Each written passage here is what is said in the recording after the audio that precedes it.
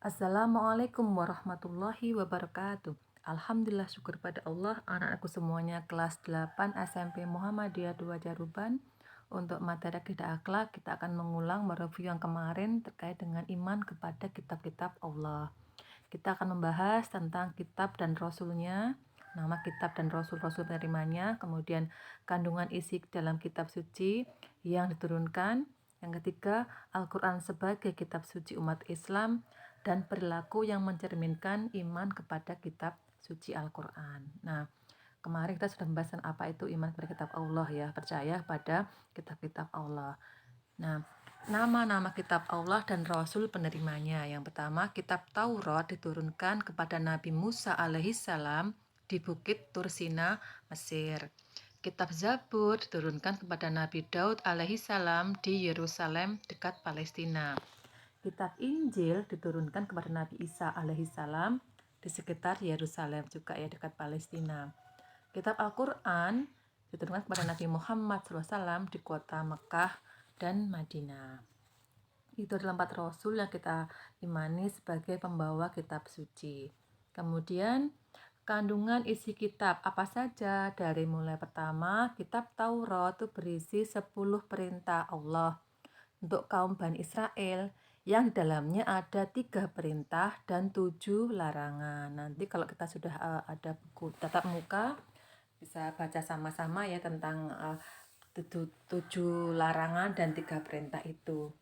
Apa saja perintah Allah? Mengesahkan Allah, menghormati ayah ibu, dan mensucikan hari Sabtu. Pada saat itu ya, pada saat zamannya Nabi Musa alaihissalam.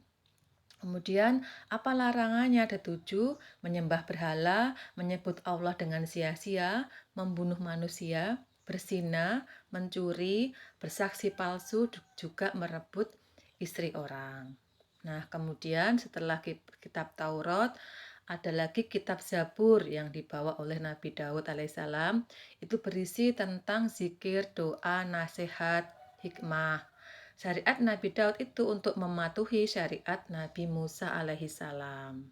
Nah, yang ketiga kitab Injil beda lagi, isinya menghapus hukum-hukum dalam kitab Taurat yang sudah tidak sesuai dengan zamannya.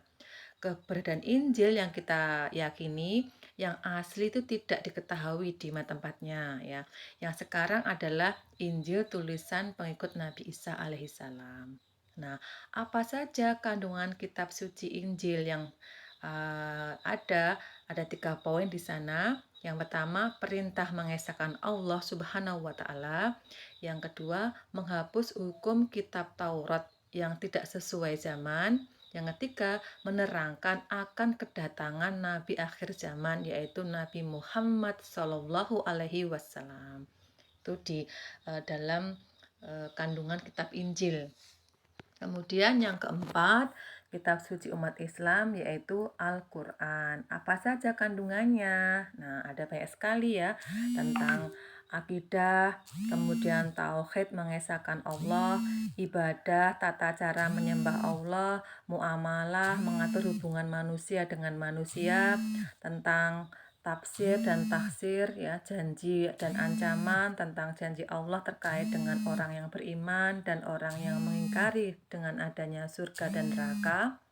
Kemudian sejarah umat manusia, kisah zaman dahulu dan dengan perbuatan dan akibatnya, tentang alam gaib, adanya malaikat, jin, setan, azab kubur, neraka, surga, adanya ilmu ilmiah, adanya alam semesta, bumi, matahari, udara, dan lain sebagainya. Itu lengkap sekali dalam kitab suci Al-Quran. Nah, sekarang Al-Quran sebagai kitab suci umat Islam diturunkan di Gua Hiro Mekah secara berangsur-angsur selama 22 tahun, 2 bulan, 22 hari.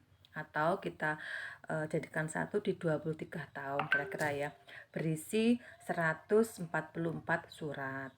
Kandungannya ada sebagai penyempurna kitab-kitab terdahulu, kemudian yang kedua sebagai ikatan suci yang berlangsung untuk sepanjang masa, kemudian memiliki susunan bahasa dan sastra yang indah, kemudian terpeliharanya kemurniannya sepanjang zaman, isinya tidak bertentangan dengan akal sehat, ayat-ayat memuliakan manusia, kemudian Al-Quran sebagai standar menentukan benar tidaknya kitab-kitab sebelumnya.